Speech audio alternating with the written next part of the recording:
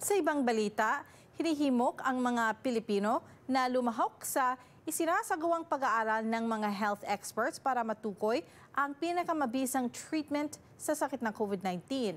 Alamin kung bakit sa report ni Paula Saraza.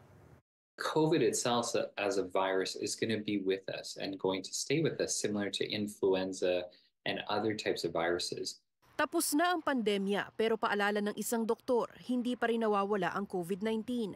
Isang pag-aaral ang isinasagawa ngayon ng mga health experts para matukoy ang pinakamabisang treatment o gamot sa mga pasyenteng may COVID o nakararanas pa rin ng anumang sintomas ng virus.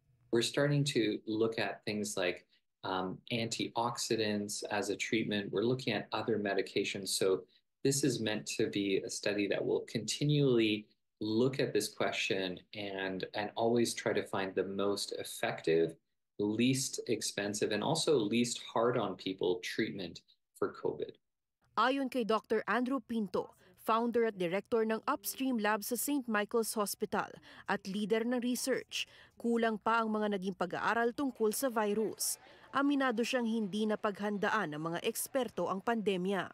We wish we had this type of study set up right at the start of the pandemic so that when we were first getting started, we had no idea about how to treat this new virus that emerged, that we could quickly answer this question. So part of doing Can Treat COVID is actually envisioning this being set up for future pandemics. Nasa 5,000 participants mula sa 6 na probinsya ang target ng pag-aaral at kasalukuyang nasa 300 pa lamang ang kalahok dito. Hinihimok ang publiko na lumahok sa research, lalo ang mga komunidad na high risk sa iba't ibang klase ng sakit. Tayo mga Pilipino prone sa chronic conditions gaya ng sakit sa puso, diabetes, at depression. At dahil dyan, mas naapektuhan tayo kapag meron tayong COVID kasi yung sintomas mas malala sa atin, lalo na yung mga nakakatanda. Most ng mga frontline workers ay Filipino, PSWs, nurses, live-in caregivers.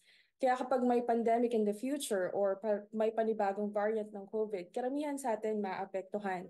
Tumutulong din si Astorga bilang translator para sa mga kababayang lalahok sa research.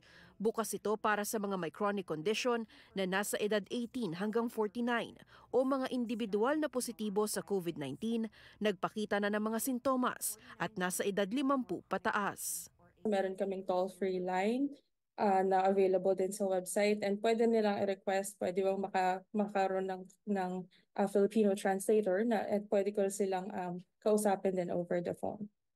Para sa mga interesado at nais malaman kung kwalipikado sa pag-aaral, maaaring bisitahin ang website ng Can Treat COVID. Paula Saraza, Omni News, Toronto.